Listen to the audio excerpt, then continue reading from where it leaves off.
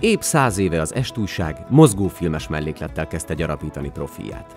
1918 őszétől a következő év tavaszáig minden héten a lapban megjelenő cikkekhez készítettek mozgóképes híranyagot. Ezt a sorozatot váltotta fel 19 tavaszán a Vörös Riport film, amely már a Tanácsköztársaság híradója volt, és amely annak bukásáig tartott. A híradók kameranegatívját és kópiáit a Tanácsköztársaság leverése után a rendőrség elkobozta és bűnjelként őrizte. Így maradt fenn hiánytalanul csaknem egy évnyi filmkrónika, amelyet most a Magyar Nemzeti Filmarchívum digitalizál, hogy legérdekesebb riportjai alapján hétről hétre megmutathassa, hogyan éltek a magyarok 100 évvel ezelőtt.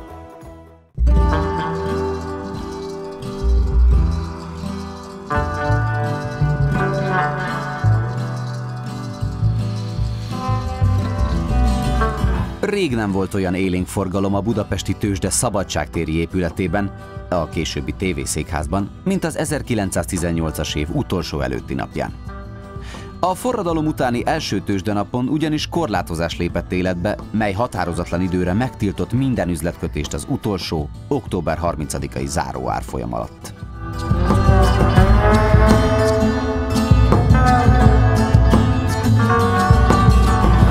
A tőzsdetanács határozata ebben a bizonytalan időszakban ugyan megakadályozta az árfolyamok drasztikus csökkenését, de ezzel együtt a vásárlási kedv lankadását eredményezte. Ezen a napon azonban újból nagy érdeklődés mutatkozott, különösen az olyan faipari részvények iránt, amelyek vállalatai a nyersanyagellátás miatt Jugoszláviába voltak kénytelenek áttenni székhelyüket. Ez a rendkívüli kereslet végre a részvények árának ugrásszerű emelkedését eredményezte.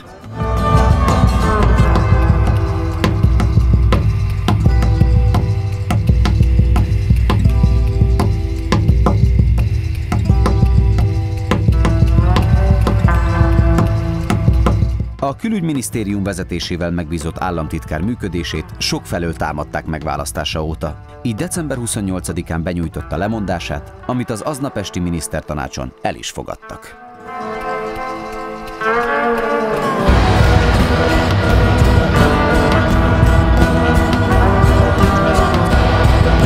A mai Széchenyi István téren lévő Pesti Magyar Kereskedelmi Bank a többi pénzintézethez és nagyvállalathoz hasonlóan a békekötés után újból alkalmazni kívánta a harctérről visszatért korábbi tisztviselőit.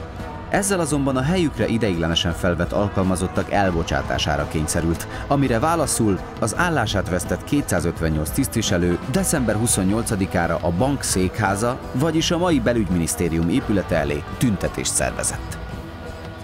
December 26-án az esti órákban Varga László és Puskás Sándor civil ruhás detektív felügyelők hazafelé tartottak, amikor egy katona a keleti pályaudvar környékén Vargára támadt.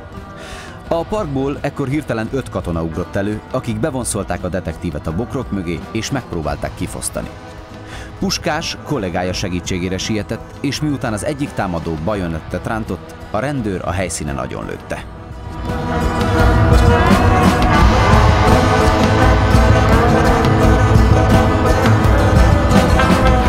Az év utolsó napján Kun Béla kommunista vezér agitációs beszédének hatására zendülés tört ki 2 budapesti honvéd laktanyában.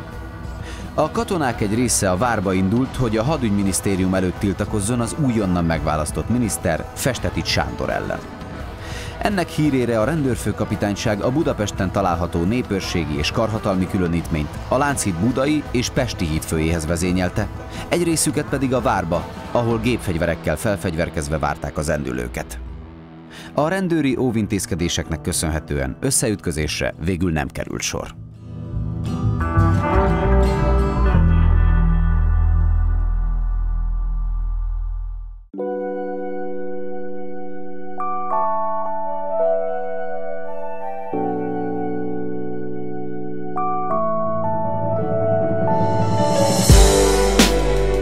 A fegyverszüneti konvenció aláírásával formailag is megszűnt az ellenségeskedés Magyarország és az Antant között.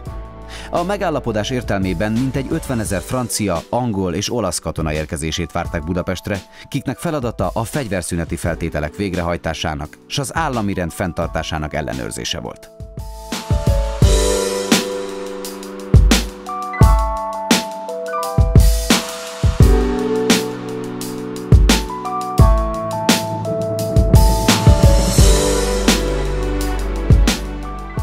November 26-án elsőként a francia tisztibizottság érkezett meg Ferdinand Vix alezredes vezetésével, hogy a francia katonák elszállásolását intézze.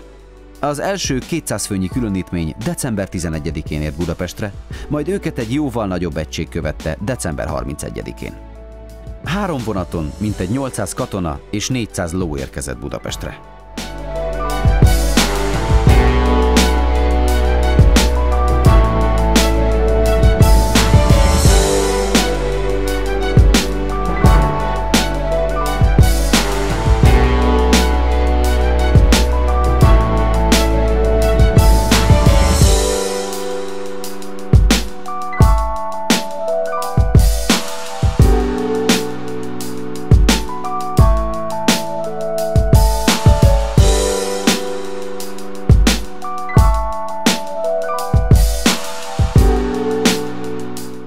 Mindkét francia alakulat a gyarmati katonaság részét képezte, és többnyire algíri, tuniszi, marokkói arab és francia katonákból állt.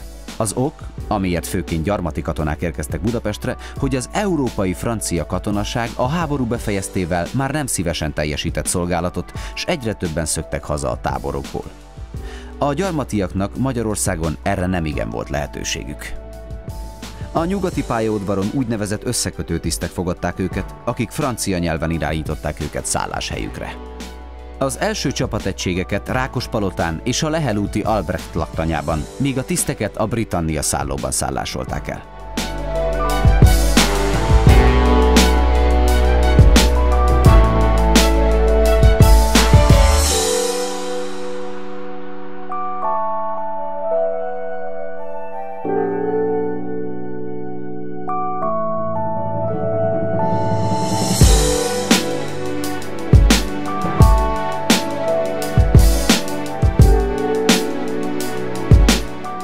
A budapesti lakosság körében igazi látványosságnak számítottak az idegen színesbőrű katonák, akik szokatlan öltözékükkel, övükbe dugott hatalmas törjeikkel s furcsa beszédükkel egzotikus látványt nyújtottak.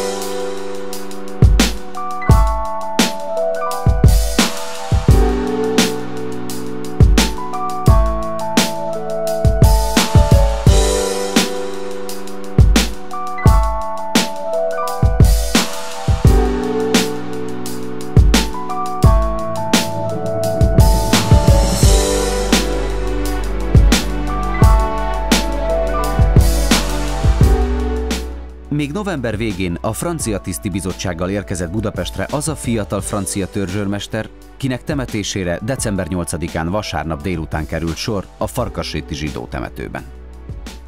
A 26 éves párizsi születésű Roger Nordman nem sokkal Budapestre érkezése után kapta el az akkoriban oly sokak életét követelő spanyol náthát.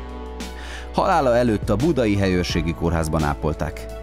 A katona temetésén megjelent a Budapesten tartózkodó francia tisztikar és mintegy 30 bajtársa. A szertartást dr. Kiss Arnold budai főrabbi végezte, a budai zsidó hitközséget dr. Szabolcsi Izidor képviselte.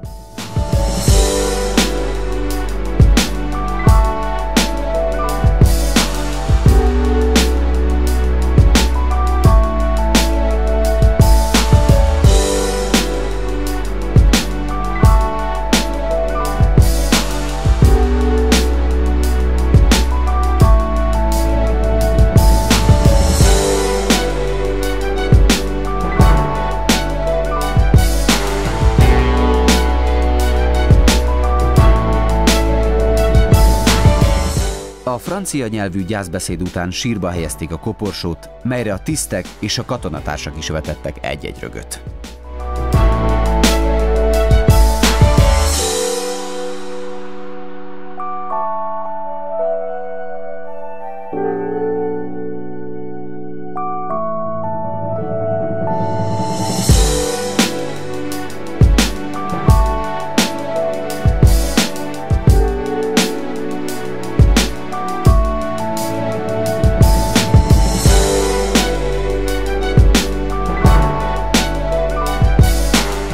A temetést követően az egyik magasrangú tiszt elkérte a főrabbi francia nyelvű beszédét, hogy Vix alezredes útján eljuthattassa Franciaországba az elhunyt katona szüleihez.